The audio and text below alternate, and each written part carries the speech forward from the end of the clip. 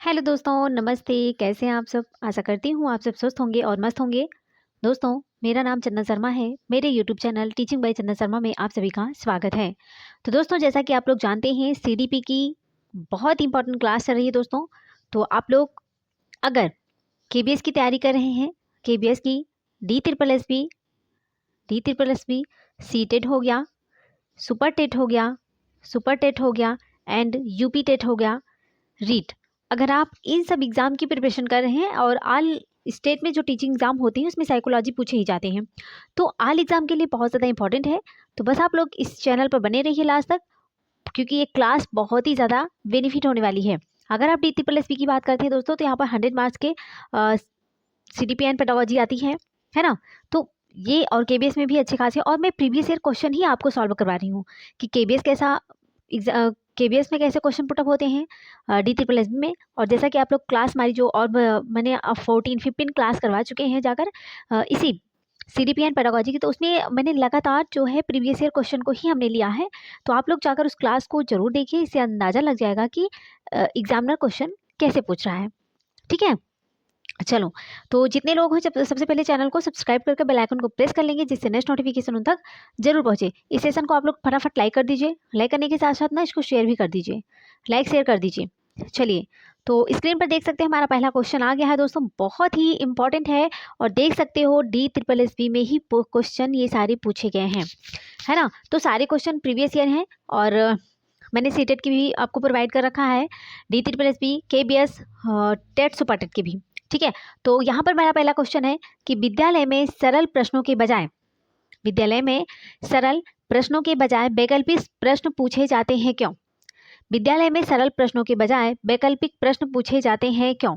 Option पहला कहता है कि विद्यार्थियों को समय का महत्व बताने के लिए। सेकंड ऑप्शन है कम समय में अधिक कार्य करने के लिए।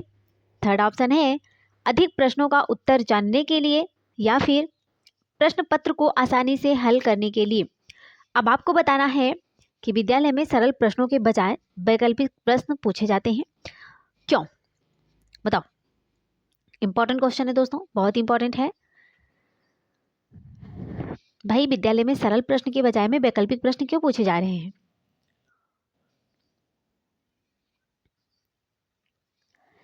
तो ऑप्शन पहला कहता है कि विद्यार्थियों को समय का महत्व बताने के लिए। ऑप्शन गलत है। सेकंड कहता है कम समय में अधिक कार्य करने के लिए। ये भी ऑप्शन गलत ही है।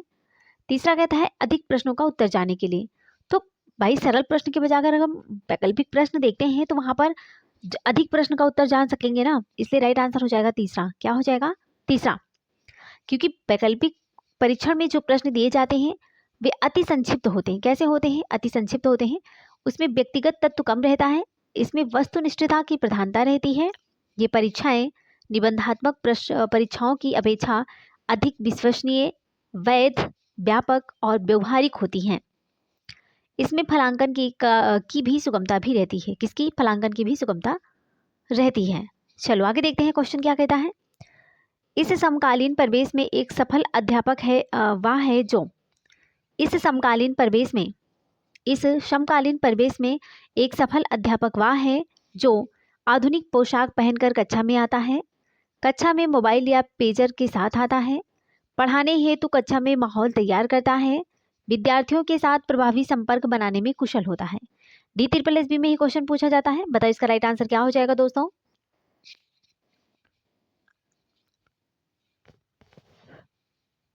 बताइए। इस समकालीन परिवेश में एक सफल अध्यापक वह है जो, राइट आंसर हो जाएगा चौथा, विद्यार्थियों के साथ प्रभावी संपर्क बनाने में जो कुशल होते हैं वही समकालीन परिवेश में एक सफल अध्यापक होते हैं। ठीक है भाई, सफल शिक्षक प्रभावी संप्रेषक क्या होते हैं? देखो, जो सफल शिक्षक होते हैं वो प्रभावी प्रभावी संप्रेषक, क्या? प्रभावी संप्रेषक होते हैं। सफल शिक्षक वह है जिसमें वातावरण के अनुसार ढलने, छात्रों से संवाद करने व उसे नियंत्रित करने की क्षमता होती है। तो ये सारी चीजें होती है 91 में, 92 में। दोस्तों, चौथा option is the right answer हो जाएगा। ऑप्शन चौथा इज द राइट आंसर है। ठीक है, चलो जी आगे देखते हैं। नेक्स्ट क्वेश्चन कहता है कि अध्यापक को पाठ पढ़ाने से पूर्व क्या करना चाहिए? आप कल को टीचर बनने जा रहे हो, भाई सब टीचर बनेंगे, सब लोग टीचर का फॉर्म अप्लाई करेंगे और उन्होंने सब लोग वही कोर्स कर रखा है ना टीचर बनने का, तो आप वो अध्यापक बनोगे, है ना। तो अध्यापक को पाठ पढ़ाने से पूर्व भी क्या करना होगा? आप टीचर बन जाओगे तो आप कोई भी लेसन पढ़ाने से पहले आपको क्या करना चाहिए? विद्यार्थियों से पाठ पढ़वाना चाहिए, बताओ, या उसे पाठ का मुख्य उद्देश्य बताना चाहिए, या उसे सर्वप्रथम पाठ के कठिन शब्दों का अर्थ बताना चाहिए, या उसे सर्वप्रथम पाठ के प्रश्नों के उत्तर बताने चाहिए? बताओ इसका राइट आंसर क्या हो जाएगा? अध्यापक को पाठ पढ़ाने से पूर्व भी क्या करना चाहिए?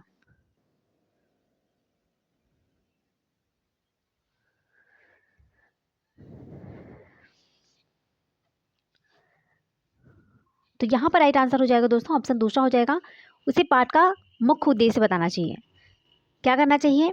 देखिए, पाठ का उद्देश्य बताकर पाठ के शुरू करने चाहिए। भाई पहले हम पाठ का उद्देश्य बताएंगे तभी तो पाठ को स्टार्ट करेंगे। यह स्थिति पाठ्य योजना निर्माण से संबंधित है। इस स्थिति में शिक्षक समय व छात्र समूह के अनुरूप पाठ्य योजना बनाता है। प्रकरण शिक्षण विधि व शिक्षण उद्देश्य इस स्थिति के मुख्य केंद्र बिंदु हैं। क्या है? प्रमुख केंद्र बिंदु हैं। क्लियर? चलो जी, नेक्स्ट क्वेश्चन क्या कहता है? पाठ पढ़ाने के बाद अध्यापक को क्या करना चाहिए? ये भी DSSB में पूछा गया है। देख सकते हो सारे क्वेश्चन दोस्तों DSSB में पूछा गया है। मैं आपको बार बार सजेस्ट करती हूँ कि सारे ये जो क्लास हम आप लोगों के लिए प्रोवाइड कर रहे हैं ये आप लोगों के लिए बहुत ज़्यादा हेल्पफुल है और इसमें से काफ़ी क्वेश्चन आपको फंसेंगे भी, है ना। तो आप लोग इस क्लास को हल्के में मत लीजिए। मैं जानती हूँ कि मेरा चैनल बहुत बड़ा नहीं है, बहुत कम ही लोग यहाँ पर जुड़े हुए हैं, तो इसका मतलब ये नहीं है कि जो छोटा होता है वो इम्पोर्टेंट चीज़ें नहीं देता, है ना। तो आप लोग बड़े बड़े यूट्यूबर के पीछे पड़े हो और मेरा किसी ने सपोर्ट भी नहीं कर रखे हो, तो मैं आपसे कहूँगी नहीं, लेकिन अगर आपको मेरा कंटेंट अच्छा लग रहा है या आपको मुझ पर बिलीव है कि मैं आपके लिए अच्छा कर रही हूँ, तो आप लोग चैनल को सब्सक्राइब भी करेंगे और मेरा सपोर्ट भी करेंगे, ठीक है। चलो, तो यहाँ पर क्वेश्चन कहता है कि पाठ पढ़ाने के बाद अध्यापक को क्या करना चाहिए? उसे पाठ के प्रश्नों के उत्तर करने को कहना चाहिए, उसे उन्हें पाठ के प्रश्नों के उत्तर बताने चाहिए, उसे पूछना चाहिए कि वे उत्तर लिख सकते हैं या नहीं, उसे विद्यार्थियों की बुद्धि का टेस्ट लेना चाहिए। बताओ, पाठ पढ़ाने के बाद अध्यापक को क्या करना चाहिए? भाई पाठ पढ़ाने के बाद अध्यापक को वही तो करना चाहिए, विद्यार्थियों की बुद्धि का टेस्ट लेना चाहिए। क्या करना चाहिए? विद्यार्थियों की बुद्धि का टेस्ट लेना चाहिए कि आखिर बच्चा कितना सीख पाया है। ऑप्शन चौथा इज द राइट आंसर हो जाएगा। क्या? ऑप्शन चौथा इज द राइट आंसर। भाई देखिए, सिंपल सी बात है कि यह पाठ के क्रियान्वयन के बाद की स्थिति होती है और इस स्थिति में शिक्षक को इस प्रकार के टेस्ट लेने चाहिए जिनसे यह पता चल सके कि छात्रों ने पढ़ाई हुई विषय वस्तु को समझा है या नहीं। अध्यापक इन प्रश्नों के द्वारा सोपान के मुख्य तथ्य बिंदुओं की ओर छात्रों का ध्यान भी आकर्षित करता है। चलो जी, आगे देखते हैं। नेक्स्ट क्वेश्चन कहता है, आप कमजोर विद्यार्थियों को कैसे पढ़ाओगे? बताओ। आप उसे रोजाना नए तथ्य वाली नई पुस्तक देंगे? ये तो नेगेटिव है भाई। भाई रोज रोज नई नई बुक कहाँ से दोगे? सेकेंड ऑप्शन कहता है कि आप उसे मेधावी छात्र के साथ पढ़ाओगे। भाई जो पढ़ने में तेज बच्चा है उसके साथ तो हम बैठाएंगे नहीं कि भैया चल तुम उसी के साथ बैठो, ये पढ़ने में तेज है तो इसी के साथ बैठो तो तुम तेज हो जाओगी, है। तीसरा कहता है आप उसे अलग से समय देकर पढ़ाओगे। भाई ये तो पॉजिटिव लग रहा है। चलिए आगे देखते हैं। आप उसे बताओगे कि जो मेहनत करता है उसे सफलता मिलती है, जो मेहनत करता है उसे ही सफलता मिलती है। तो ऑप्शन चौथा भी गलत है। तो यहाँ पर राइट आंसर हो जाएगा, आप कमजोर विद्यार्थी को कैसे पढ़ाओगे? तो आप कमजोर विद्यार्थियों को दोस्तों अलग से थोड़ा सा समय देकर, अलग से समय देकर आप उसे पढ़ाओगे। ऑप्शन तीसरा इज द राइट आंसर है, ठीक है। क्या हो जाएगा? ऑप्शन तीसरा इज द राइट आंसर। कमजोर छात्रों के सम्मुख प्रमुख समस्या उपलब्धि की होती है। अन्य छात्रों की अपेक्षा उन्हें उपलब्धि के लिए अधिक प्रयास व योग्यता की आवश्यकता होती है। इसके लिए विशेष कक्षाओं का आयोजन करके इन्हें अन्य छात्रों के बराबर लगाया जा सकता है, ठीक है। ऑप्शन तीसरा इज द राइट आंसर। बताइए क्लास कैसी लग रही है आपको? चलो जी, आगे देखते हैं क्वेश्चन क्या कहता है। ये भी DSSB स्पेशल एजुकेशन टीचर में क्वेश्चन पूछा गया था। नेक्स्ट क्वेश्चन है कि आप शरारती और नशीले पदार्थों का सेवन करने वाले विद्यार्थियों को कैसे पढ़ाओगे? लो जी, एक से बढ़ के क्वेश्चन। आप शरारती और नशीले पदार्थों का सेवन करने वाले विद्यार्थियों को कैसे पढ़ाएंगे? ऑप्शन पहला कहता है कि आप उसे कठोर दंड देंगे और उसमें सुधार होने के बाद उसे पढ़ाएंगे। सेकंड कहता है कि आप उसे इससे होने वाली बीमारियों के बारे में बताएंगे और उसके बाद पढ़ाएंगे। ऑप्शन तीसरा कहता है आप नशीले पदार्थों का सेवन करेंगे उसके बाद पढ़ाएंगे। ऑप्शन चौथा है आप केवल ऐसे विद्यार्थियों को पढ़ाएंगे जो नशा नहीं करता है। चलो भाई, आप ऐसे विद्यार्थियों को पढ़ाएंगे जो नशा नहीं करते हैं। ऑप्शन चौथा तो गलत है। तीसरा कहता है आप नशीले पदार्थों का सेवन करेंगे उसके बाद पढ़ाएंगे, ये भी ऑप्शन गलत है। भाई, नशीले पदार्थ का सेवन करके आप बच्चों को पढ़ाओगे? हैं? ये टीचर की क्वालिटी है? नहीं।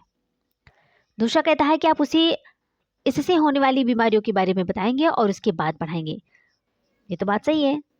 आप पहला ऑप्शन कहता है कि आप उसे दंड देंगे और उसमें सुधार होने के बाद उसे पढ़ाएंगे। ऑप्शन पहला भी गलत है। तो यहाँ पर सबसे फैक्ट आंसर जो है वो हो जाएगा ऑप्शन दूसरा इज द राइट आंसर। आप शरारती और नशीले पदार्थों का सेवन करने वाले विद्यार्थियों को कैसे पढ़ाएंगे? तो आप उसे इससे होने वाली बीमारियों के बारे में बताएंगे, तब उसके बाद में उसको पढ़ाएंगे। ऑप्शन दूसरा इज द राइट आंसर है।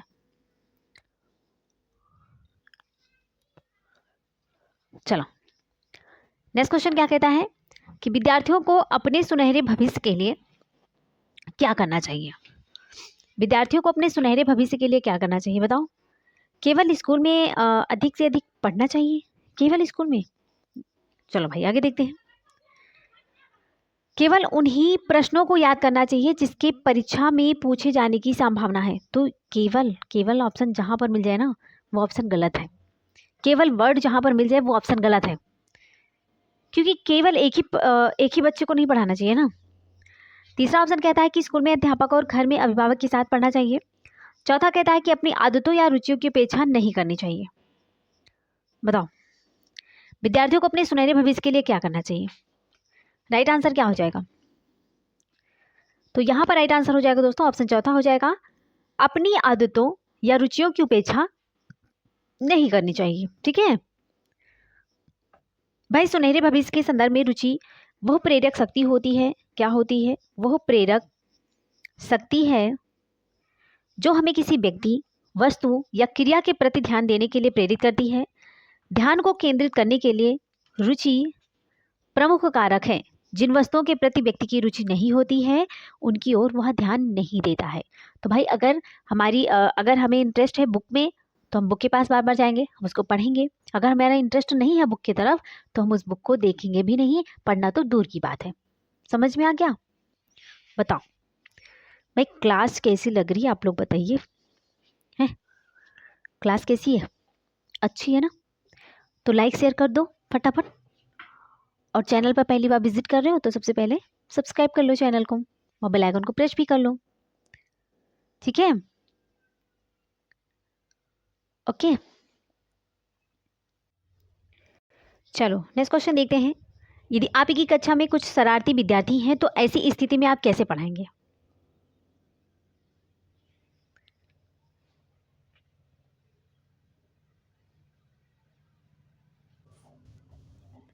यहाँ पर क्वेश्चन कहता है कि यदि आपकी कक्षा में कुछ शरारती विद्यार्थी हैं तो ऐसी स्थिति में आप कैसे पढ़ाएंगे? ऑप्शन पहला कहता है बिना ध्यान दिए आप पाठ पढ़ाएंगे। सेकंड ऑप्शन कहता है उन्हें समझाने के लिए आप मनोवैज्ञानिक रीति से पढ़ाएंगे। तीसरा कहता है कि आप उनके अभिभावकों को बुलाएंगे और उनकी मनोदशा के विषय में बताएंगे। चौथा ऑप्शन है आप प्रधानाचार्य से उन्हें निष्कासित करने का अनुरोध करेंगे। बताओ इसका राइट आंसर क्या हो जाएगा? यदि आपकी कक्षा में कुछ शरारती विद्यार्थी हैं तो ऐसी स्थिति में आप कैसे पढ़ाएंगे? बताओ, बहुत अच्छा क्वेश्चन। बिना ध्यान दिए आप पाठ पढ़ाएंगे, ये तो भाई गलत बात है, ऐसा नहीं करना है। ऑप्शन पहला गलत है।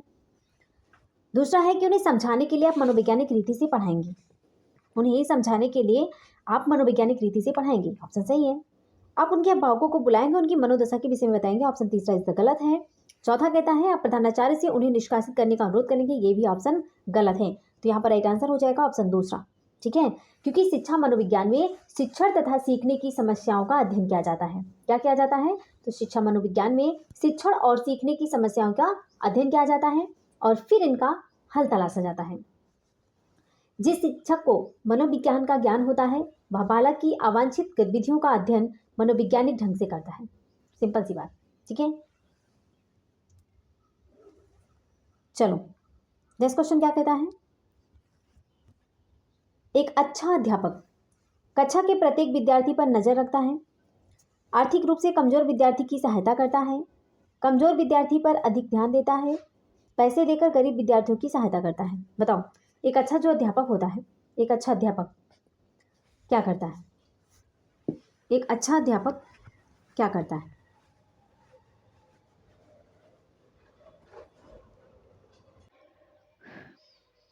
बताओ।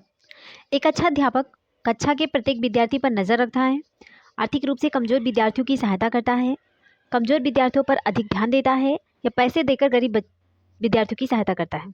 बताओ। तो यहाँ पर सबसे फैक्ट आंसर जो होगा वो हो जाएगा ऑप्शन पहला, कक्षा के प्रत्येक विद्यार्थी पर नजर रखता है। एक अच्छा अध्यापक जो होता है वो कक्षा की प्रत्येक बच्चे के ऊपर वो नजर रखता है। ठीक है, ऐसा नहीं कि जो मेधावी बालक है उसी को पढ़ाता है, ऐसा नहीं है। वो निष्पक्षता व व्यवहार में एकरूपता एक अच्छे शिक्षक की अनिवार्य क्वालिटी होती है। यदि शिक्षक में ये क्वालिटी नहीं है तो वह आलोचना का पात्र बनेगा, इसलिए छात्रों का विश्वास हासिल करने में असफल भी रहेगा।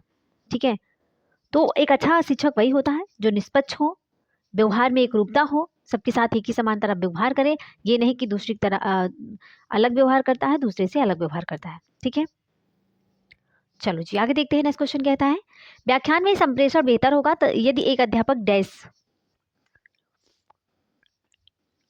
व्याख्यान में संप्रेषण बेहतर होगा यदि एक अध्यापक डैश तैयार नोट्स से पढ़ता है, अग्रिम रूप से नोट्स तैयार करता है और गाइड के रूप में उसका प्रयोग करता है, तत्कालिक बातें करता है, अन्य अनुशासनों से प्राप्त उदाहरणों के विषय में तात्कालिक बातें करता है। बताओ इसका राइट आंसर क्या हो जाएगा?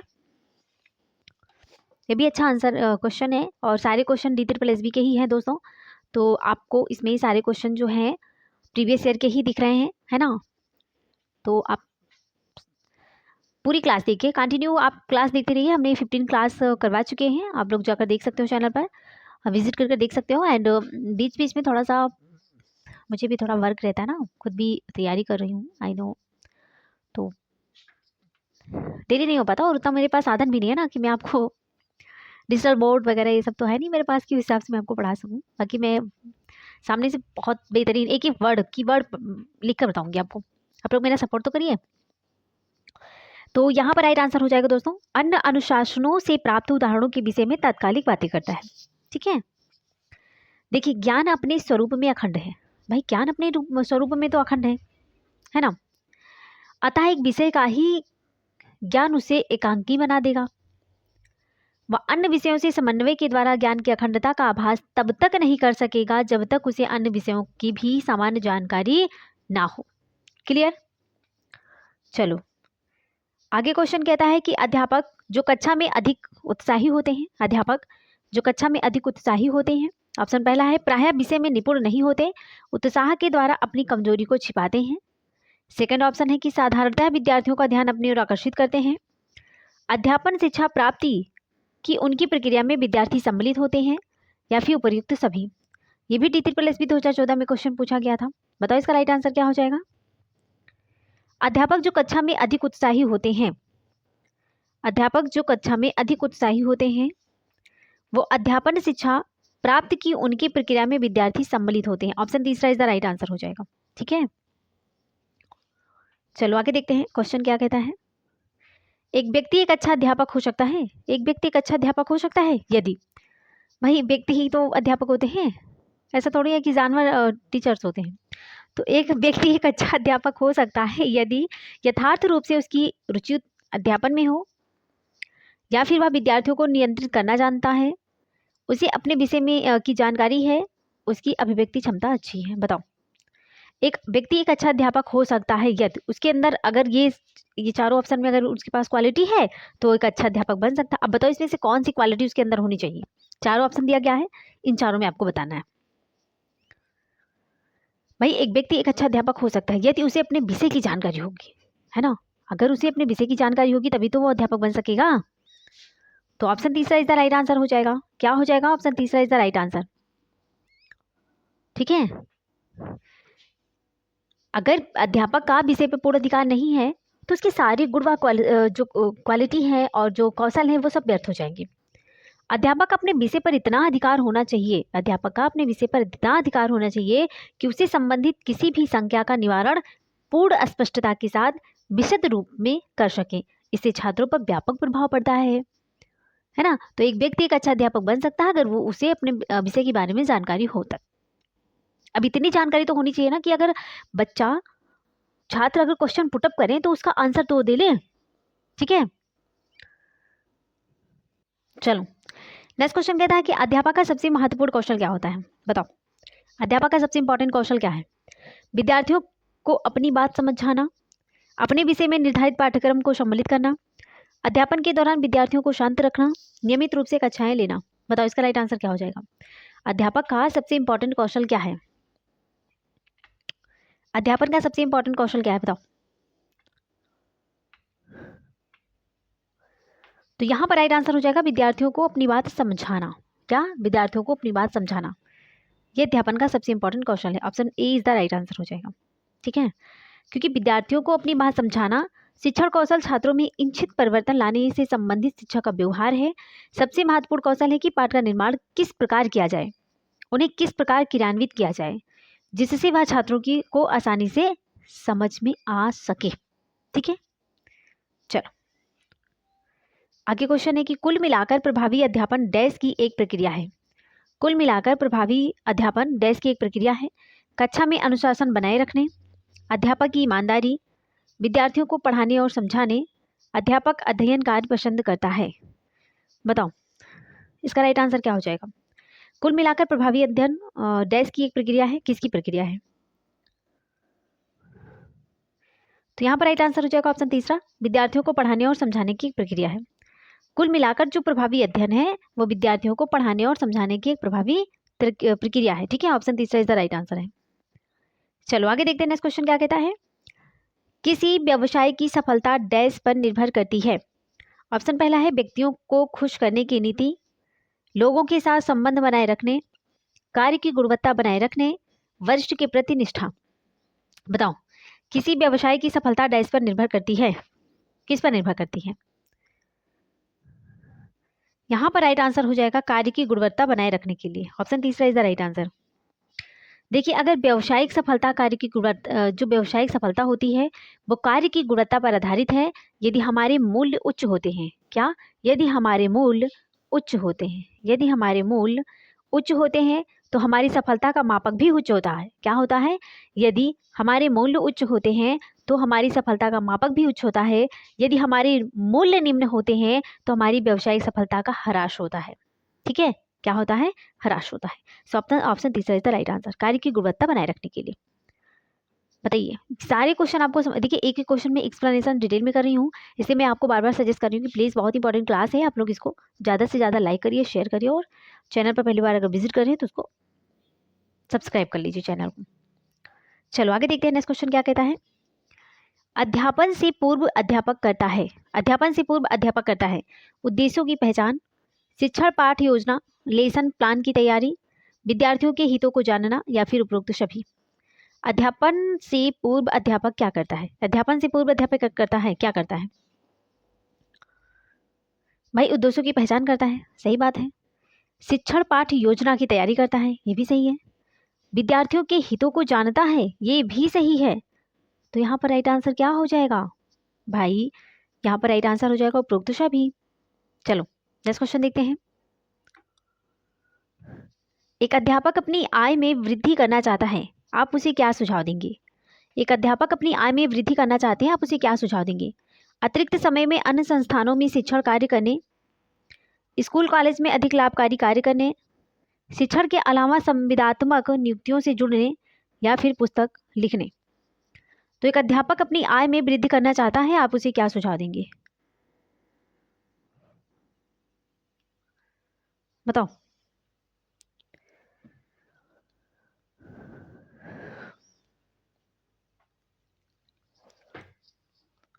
यहाँ पर राइट आंसर हो जाएगा दोस्तों, एक अध्यापक अपनी आय में वृद्धि करना चाहता है, आप उसे क्या सुझाव देंगे? आप अतिरिक्त समय में अन्य संस्थानों में शिक्षण कार्य करने का। ठीक है, ऑप्शन पहला इज द राइट आंसर हो जाएगा। शिक्षक शिक्षण के प्रति उत्तरदायी होता है, उसे विद्यालय के इन उत्तरदायित्व को करने के साथ साथ यथेष्ट जीविकोपार्जन हेतु अन्य शैक्षिक संस्थानों में पढ़ाना चाहिए। ऐसा करने से उनकी आय व शिक्षा दोनों में वृद्धि होगी। पहली तो बात, उसकी इनकम भी आएगी और उनको नॉलेज भी होगा। तो यहाँ पर राइट आंसर हो जाएगा पहला। चलो नेक्स्ट क्वेश्चन क्या कहता है, अध्यापक डैश के द्वारा सामाजिक और नैतिक मूल्यों को विद्यार्थियों के मन में बैठाएगा। अध्यापक डैश के द्वारा सामाजिक और नैतिक मूल्यों को विद्यार्थियों के मन में बैठाएगा। मूल्यों पर व्याख्यान, टीवी कार्यक्रम के प्रदर्शन के दौरान, पाठ्यचर्या संबंधी गतिविधियों में विद्यार्थियों को सक्रिय रूप से शामिल करके। तो यहाँ पर इसी तीन ऑप्शन में ही समझ में आ गया कि इसका राइट आंसर हो जाएगा तीसरा। ठीक है, राइट आंसर हो जाएगा तीसरा। चलो आगे देखते हैं, निम्नलिखित में से कौन अध्यापन शिक्षा प्राप्ति का एक स्तर नहीं है। निम्नलिखित में से कौन अध्यापन शिक्षा प्राप्ति का एक स्तर नहीं है। विभेदीकरण स्तर, स्मृति स्तर, चिंतनशील स्तर या फिर सहानुभूतिक स्तर। क्या हो जाएगा, कौन अध्यापन शिक्षा प्राप्ति का एक स्तर नहीं है। तो यहाँ पर दोस्तों विभेदीकरण स्तर नहीं होता है, बाकी स्मृति स्तर भी होता है, चिंतनशील स्तर है, सहानुभूति भी होता है, लेकिन विभेदी नहीं होता है। तो अध्यापन शिक्षा प्राप्ति का जो स्तर होते हैं वो कौन कौन से होते हैं, तो वहाँ पर सहानुभूतिक होता है, याददाश्त होता है, स्मृति वाला होता है, समझ स्तर होता है, अनचिंतनशील भी होता है। तो ऑप्शन इसमें निगेटिव पूछा गया नहीं, तो कौन सा नहीं है, तो नहीं जो है विभेदीकरण हो जाएगा। ठीक है, पहला option is the right answer है। पॉजिटिव तो मैंने आपको बता दिया है। चलो आगे देखते हैं नेक्स्ट क्वेश्चन क्या कहता है, विद्यार्थियों को नियमित गृह कार्य देने का सबसे बड़ा लाभ क्या है। विद्यार्थियों को नियमित गृह कार्य देने का सबसे बड़ा लाभ क्या है। विद्यार्थियों को व्यस्त रखना और शरारतों से दूर रखना, विद्यार्थियों में स्वाध्ययन की आदत डालना, अभिभावकों को ज्ञात रहता है कि बच्चा क्या अध्ययन कर रहा है, शिक्षकों का कार्य का बोझ कम हो जाता है। शिक्षकों का कार्य का बोझ कम हो जाता है। बताओ इसका राइट आंसर क्या हो जाएगा।